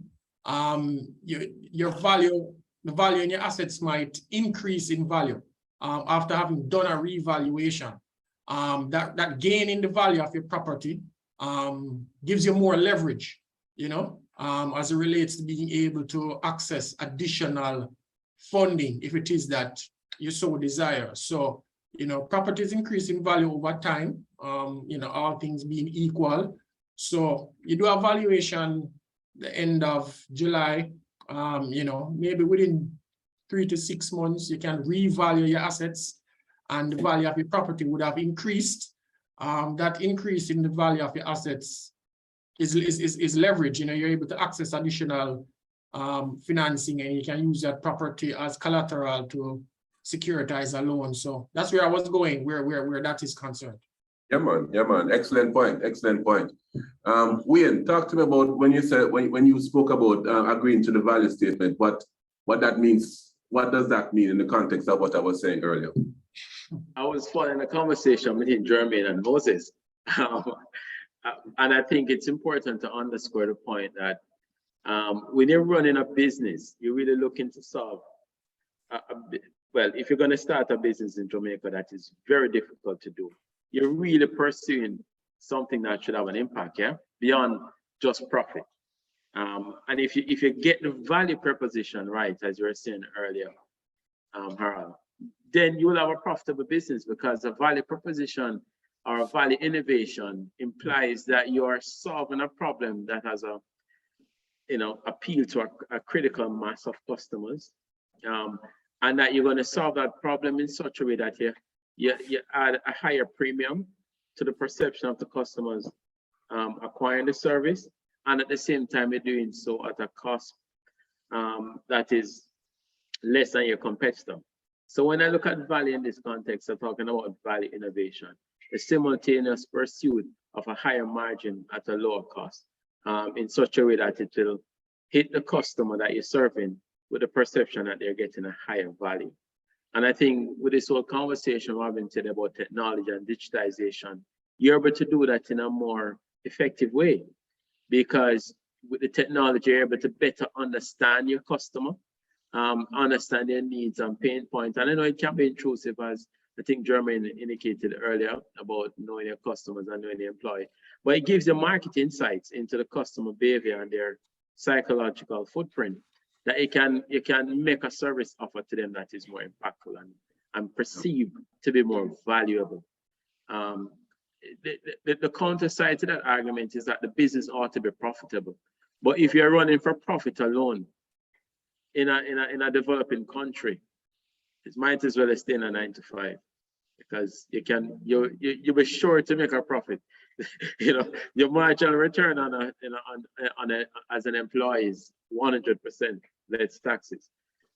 If you're going to start a business, you have to pursue value, as well as make sure you're making a profit at the end of the day. But don't go for profit alone. That was my input. Yeah. Can I add something there based on how the conversation started? Yeah, man. Jermaine. Yeah, man. So the reason why I mentioned it that way is I work with a lot of small businesses, and they simply just don't know what it costs to run their business, right? Because for somebody who maybe runs a wholesale, for argument's sake, they may just say, okay, I have goods here, I have some cash, I'm okay. But they're not necessarily selling their goods at a profitable rate, and maybe they provide a service. They don't think about their transportation, the cost to deliver that service. If it's done online, what about the cost to the subscriptions, as we was just alluding to, right? Not every business owner understands how to properly evaluate their cost, so they're not properly able to price their products and services. So if your focus is being profitable, not saying that should be your only focus, right? Because value is important, meaning creating that impact and having your company being a force for good, etc. But on a fundamental level, small businesses get into debt a lot of times because they're simply not pricing their products and services in a way to make themselves profitable. So every few years, maybe they have to take out a small business loan, shore up things until they get back into the same position again when their service is actually providing value out there, meaning customers are demanding it, but maybe it's not being priced in the right way. So that's kind of where I was going. I just wanted to kind of, put that in there. Yeah, man. That makes a lot of sense. But it also underscores all of what we're saying just now before I move on to talk about something else. All of what we're saying just now, though, underscores something that I said earlier, that the whole business of digital transformation, really we ought to be focusing on business transformation and business transformation using digital tools, using innovation, using the digital side. And we say that deliberately because many persons, when they think digital transformation, they go out and look for the first and the newest and shiniest tool that they can find, and they throw it to them business. And in many times, that tool certainly does not give you the return on the investment, one. And many instances, it carries you 2 steps backwards because your business is just not designed at that particular point in time to take advantage of that tool to grow your business. See? So when we talk about digital transformation, really what we're talking about is focusing on what your business is about, your business's value proposition, being able to deliver that promise of a solution to your target client at a quality level, consistently hitting the mark every time and exceeding their expectation. That is your value proposition of your business. How does technology enhance that and help you to do that better, easier, and more profitably is what it is the first thought process for digital transformation. Yeah, very, very, very, very important. Understanding, first of all, what your customer is about and the solution that you have proposed to deliver to your customer. So if your customer, for instance, is not online and is in a remote area where they don't have access to specific technologies and so on, then it don't make sense for you to deliver your product completely online because you would have missed that customer. You might have gained some others, but you're going to miss that customer that you had there. So you have to be offering an appropriate solution based on, of course, the needs of your customer and the promise of your delivering that solution to your customer above and beyond their expectations. All right, let's start preach about that. Let's start preach about that. That said, though, I see your comment, Jermaine and Moses and Kavin, everybody talking, that technology, that said, when you have that in the back of your head, saying that this is what I'm about and this is why I'm embarking on this journey, then there are technological solutions which will make that journey far easier, far more effective, far more efficient, far more profitable. See? So that's very important. That mindset is what we take to digital transformation. I'm going to speak about something, and I'm going to lay hands on Kavin in the first instance. And that is about information piracy. No. The more we put our information and our businesses and our transactions, and Wayne can jump in as well, and not Wayne, Donovan can jump in as well, and Wayne if you want to. The more we do that, the more we are at risk of information piracy and thieving your ideas, thieving your brand, not to mention just being all up in your business. Then, how do we safeguard against that? And this has to do with also perhaps, Kavin, if you want to touch on, for instance, the ways that you can make sure that who you're dealing with is credible, because that is part of that as well. Because if you're dealing with a thief, they're going to thief your information. Those of us who are looking to export things of that nature and thief and be unethical in their dealings to you. But how do we safeguard against information piracy, knowledge piracy in this digital world? All right.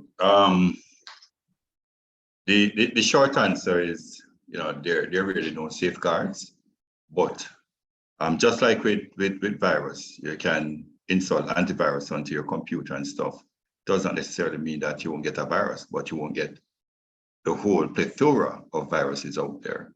So it begins with knowledge, right? And knowing exactly what to expect. And I've been working with technology for so many years, and I've seen what hackers are able to do. And I've looked at even the technological infrastructure for well-developed companies, and they're very porous, so I can only imagine what some of the micro and small medium enterprises would be in terms of what's out there. But a lot of information that's out there, you don't even necessarily need a hacker to put it out there. But let me start from the standpoint of one. You have to step back and understand that, being part of the Caribbean and Latin American region, there is a predisposition that, we are the bad guys, unlike, we're here sitting and say, how do we safeguard ourselves against the bad guys? You're muted. If you're muted. They might try to safeguard themselves against us. Exactly. They're trying to safeguard themselves against us. And one of the reasons why, even as I engage with Donovan and Bradstreet, is being a risk and credit rating company that has such a wide database of verified businesses across the world, over 200 million, that's a good place to start. One, you want to ensure that your business is verified by an external third party.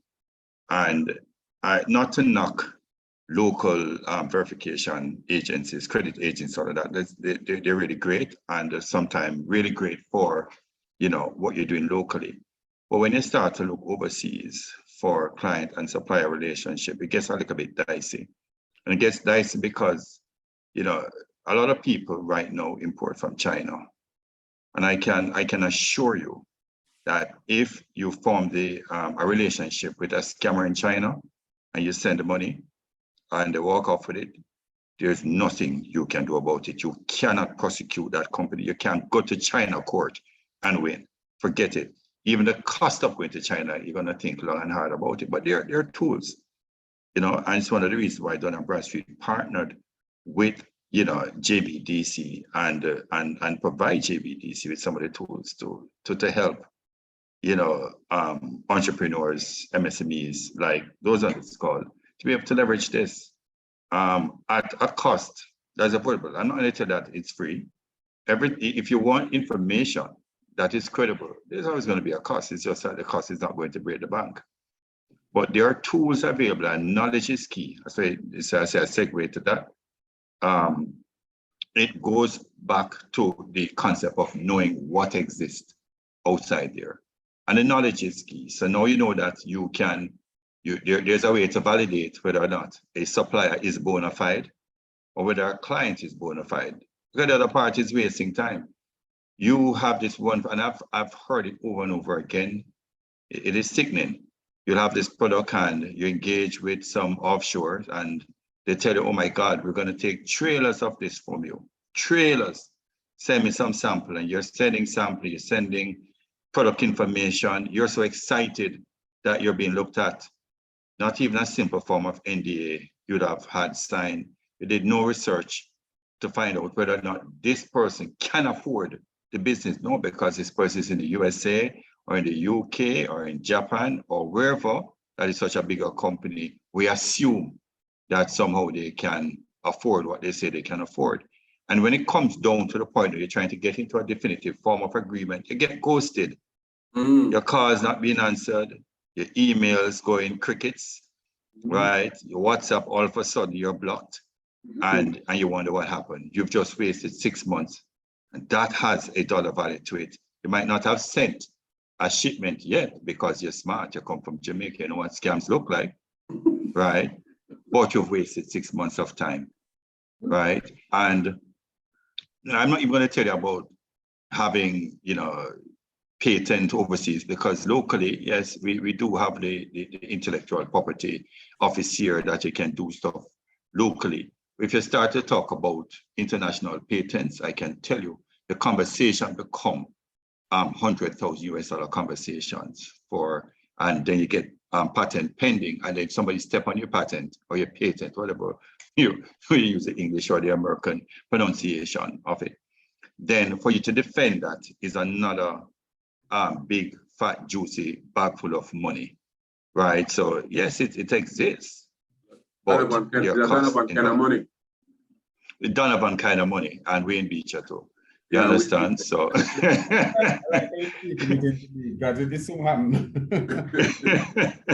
right. So very, very important what you're saying, Kavin. Very, very important, because the truth is that the more we become a digital economy, internationally, globally, the more there is pressure to share information digitally. And it means and it's important for us to know it's not, you don't need to know till you freeze up and say, nothing. No, information and knowledge is key. Know, and like you said, Kavin, we're Jamaican, we know what a scammer look like and sound like and feel like and smell like most of the time. But some of them come with a Jamaican accent and come with a Jamaican address as well.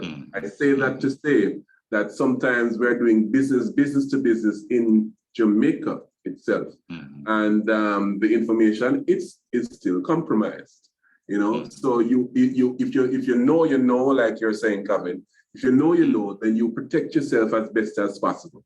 One of the protections, as Kavin is saying, I'm going to say clear, because you glanced over it, is that when you're doing business in the export market, CIALDun and Bradstreet and JBDC have a partnership that we can do the research for you to determine the legitimacy and the credibility of the person you wish to do business with, to see that person is listed on the Dun and Bradstreet, which is the largest database of its kind in the world. There are also other products that the entity offers that provides you with credibility as well, that when persons are looking to do business with you here in Jamaica, they see, oh, okay, you have a Dun's number, so therefore it's safe for us to do business with you, because the point that Kavin made earlier may sound tongue-in-cheek, but it's true. They think of us as possible scammers as well, or they think of us as being unable to deliver in sustainable and consistent supply, volume, and quality, because Jamaica does have a reputation of a country of samples. So when you become legitimized through this particular means, it means that opens up the channels for you to be able to do business with far many persons. I wanna touch, just emphasize or put a little underscore under that IP topic as well, intellectual property. Many of us are jumping to set up e-commerce sites, and that question was in the chat earlier. And it is a way to get to customers all over the world. There's no two ways about the possibilities that a good e-commerce site provides you in terms of the market, especially if you go, the Amazon route or the eBay route and that type of thing, who already have a market of millions of persons. But if you setting up your own e-commerce, there's no two ways about the possible benefits. It's just completely enormous. The world literally opens up to you. But the world of scammers also open up to you. And the world of piracy also opens up to you immediately as well. So when you're thinking of going e-commerce, make sure that at the very, very least that you have your trademark protection in Jamaica. At the very, very least that you have your trademark protection in Jamaica. Kavin spoke about patent protection, and of course there's copyright and the other trade dress and other types of intellectual protection. But at the very least, your trademark, your brand, should be protected in Jamaica. The Madrid protocol is now live. I'm not sure if it's fully accessible now, but I know it's passed in our house, which means that Madrid allows you, if Jamaica is now a signatory on it, that means that you can do one registration for multiple territories for trademark registration. That's what Madrid offers. See? So that's important. Get that information, check that out, because certainly if we're talking about utilizing commerce, electronic commerce for marketing our products and selling our products all over the world, one of the critical things that we need to have in the back of our head is two things. One, the piracy that is probably looming, and piracy not only of your money, but also of your intellectual property. And so we need to make sure that we are protected as much as possible. So we need to be aware, be clever in terms of setting up your system as well. Have an IT person, somebody who is, like Abby here, help you in terms of the protection of your system itself, so that you are protected as much as possible from piracy of your system itself, your information that you're in your company itself, and certainly when you're starting to do business externally, that is also considered. Yeah. Any questions that we wanna? I saw somebody ask earlier about JBDC, general information about JBDC. I saw that, but that's the easy one to answer. We have a new website. I'm if I tell you, Ray. So let's go to the website and you get all the information that you need. It's www.jbdc.net, and you'll get all the information that you need. We are a government-owned organization that is in the business of wealth creation for our micro and small businesses. So we offer a suite of business development services, and we help you from concept to market. And we make sure that at the end of the day, your business is assessed and assisted in the areas that it needs to be assisted in, whether it is business development, technical services development, marketing, strategy development, research, whatever it is, the whole 9 yards of the development from concept to market. I'm going to open the mic if there are no burning questions from our audience. I'm going to open the mic for final thoughts from our panelists. I believe we've had a good session. We could continue to speak about this because this is something that everybody loves to talk about, and it's on the lips and on the minds of everyone in terms of digital transformation. But I'm hoping that we left you with at least some nuggets for you to look at in your business come tomorrow morning. I like to say that if you leave a session like this and don't have at least one takeaway that you can implement tomorrow morning. Marvelyn, is that a question you have or a comment? Yeah, man, I like to say that if we leave us a forum like this and don't I do have a question. I'm coming, Marvelyn.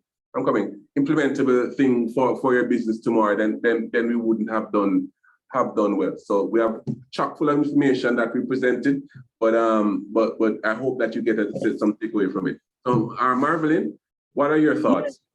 Good afternoon. I have a question about the patent in Jamaica because I have business overseas that I'm doing too, but the product I want to patent in Jamaica, I'm gonna sell it in the US from my business here. So I don't know if I need to patent it in both places. I was told that, but I'm not sure. Yes. Yes. Yes. And it's patent you're talking about, right? Patent, not any other form of intellectual property. Patent. Patent. The invention. The invention. Yes, yes. Invention. Okay, yes. You're gonna need to make sure that you have patent protection in the US and in Jamaica. If you're going to produce it here and have it sold here. Yeah. Okay. It will be in both territories. Okay. Yeah. Thank you. Yeah, I'm going to start with Kavin and then Jermaine and then Wayne and then Donovan for your final thoughts on just your general thoughts about where we are in terms of digital transformation and what is the one thing that you'd want our MSMEs to focus on, to think about in terms of heighten their preparation and their readiness for the digital world. Kavin? All right. In terms of readiness for the digital world, first, you need to look at your business to ensure that you're perceived from an outward looking in. Your business can be perceived as a bona fide, well-structured business, right? Digitally, you may not have the capital for a nice fancy brick and mortar, but certainly digitally you can look as good as your creativity will allow you to be, right? And the relative cost to digital versus brick and mortar, I mean, it speaks for itself. So utilize, get a good storefront, meaning your website, so customers can see and interact with you. Use corporations like JBDC, corporations like Dun and Bradstreet, right? Whilst they're here and in partnership, leverage them so that to the international, regional, even local market, you look and you appear verified and a bona fide company out there. And then understand your customer journey. Don't be afraid of technology, right? And when I say technology, not necessarily have to be expensive technology. Simple thing as inventory management and a point of sale solution can help you understand, just how you're doing in sales on a daily basis and whether or not you're losing products. We can help you to understand the cost of even producing certain things. So don't be afraid of technology, because I know it's a real fear, just not knowing when people hear about digital transformation or going into technology. It really and truly scares people. I never realized until I have one-on-one with corporations how frightening it is to some entrepreneurs to invest in a simple point of sale solution and use it the way it's supposed to use. So they'll invest in a point of sale solution and they'll use it just as a cash register instead of loading up stock and all of those things. So they're paying a subscription for a full solution and using 20% of it, then complain that it don't work, right? Spend the time and understand that, listen, this is your business. You're putting your life, you're putting your effort into it. You're putting your time into it. You're putting your money into it. Or worse, if you're putting other people's money, you don't want VCs breathing down your neck, right? Or bankers like Wayne, when it's time to collect, when it's time to pay the piper. So use use the technology. Don't be afraid, right? The business is out there, and if your product is good, if you add value, as Bisha says, and the value proposition is strong, and you know what you're supposed to do, you'll have a successful business. That's it. That's my 2 cents. Thanks, Kavin. Jermaine?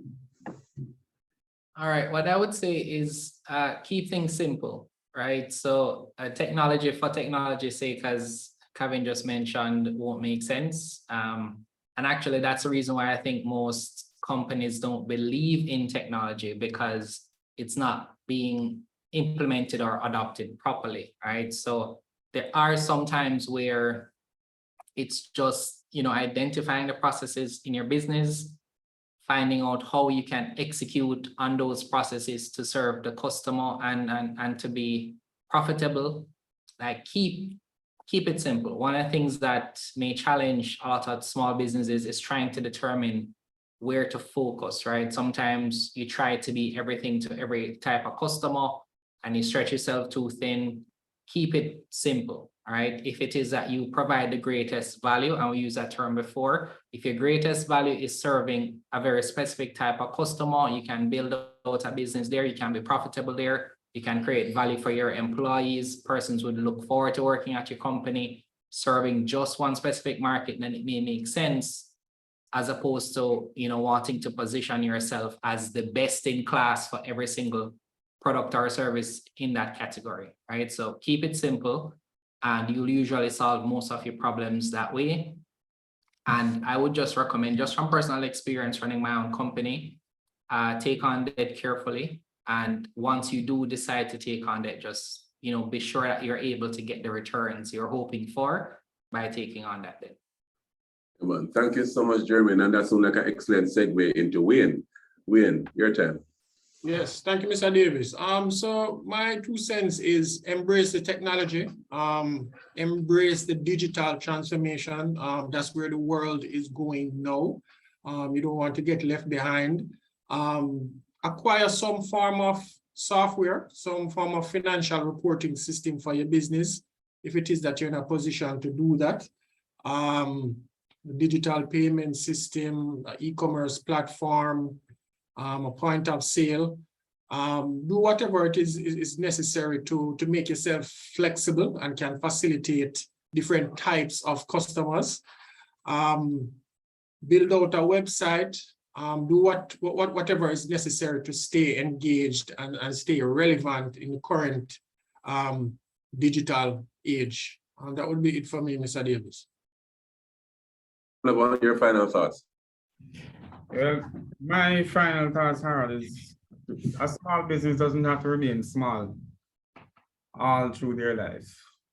Where you start should not be your destination. When you form a business, you form that business to grow, not to remain small. If you're stagnant, if you're not growing, you're either stagnant or dying. So make the necessary changes, manage your business in such a way that you can scale up. And I'll take the one from Wayne. Use your debt wisely. Don't just borrow for the sake of borrowing. Make sure you get the best bang for the buck and put in the necessary systems, the necessary corporate governance systems. And that would be you employing all of these tools will be the difference between a business that is formed 10 years ago and still remain at the same place versus a business that was formed 10 months ago and growing leaps and bounds. It's all about corporate governance and managing your structures and managing for growth. So focus on growth and focus on using the technology as best as possible, leveraging the technology, leveraging the HR system, the accounting systems, using the websites, using the internet, using social media, where you small spend, big result, and you'll see what you need to see as far as growth and development is concerned in your business. Yeah, man. Yeah, man. Yeah, man. I appreciate it. Thank you so much, all of our panelists this afternoon, Donovan, Kavin, Wayne, Jermaine. Thank you to Janelle from the OAS for being here this afternoon. Thank you, audience, for sharing the afternoon with us. My final word is that digital technology, innovation and technology is here to stay. And if we are sensible about it and clever about it and use it to leverage our business model and our business value, and not the other way around, then we have the potential to grow leaps and bounds, scale, and have a real presence in the international space. Nobody is going back. The world is not going back to post-COVID. It's not gonna happen. It's not gonna happen. So Don't even think about that. Don't even think about I'm not gonna wait it out until the world revert back to which part of the day. That's not gonna happen at all. We just have to embrace it and realize that the world is moving on and still is moving on. And the pace of innovation and the development of new solutions has been the highest it has ever been in humankind in the last 2 years. That's a fact. And that will continue, and that will continue. We need to be a part of that story too, as inventors and innovators ourselves. Yeah, our businesses need to be on the cutting edge of innovation, not only using the innovation and the technology. We now need to be on the cutting edge of innovation in terms of our businesses and our solutions that we provide to the world. Thank you so much for being here with us this afternoon. It has certainly been our pleasure. Those of you on Facebook, good to have you. Those of you on the Zoom platform, great of you to be here. The information will be provided. This will be uploaded soon and will be on our YouTube channel by Friday. So if you want to look back on it and if you miss up what Donovan did say, or what Kavin or Jermaine or Wayne had said, then you can look back at it constantly. Thank you so much. We do this. Oh, Sansa is reminding me of to fill the evaluation form. Very important. We want to know how it goes so we can improve. So that's what we do to make sure that we stay with you and the products that we deliver are relevant. So make sure that you do the evaluation. We have this zone coming up. No, taking a break for that? Finish for August. Finish for August or September. Okay, good to go. Obviously, you realize I know me know and Sansia know, right? so that said, thanks to the corporate communications team, Sansia, Suzette, Andre. Thanks to the IT team, Abby, for being here and allowing us to be online through the whole of the session. Have a great afternoon, everybody. See you again soon. Bye.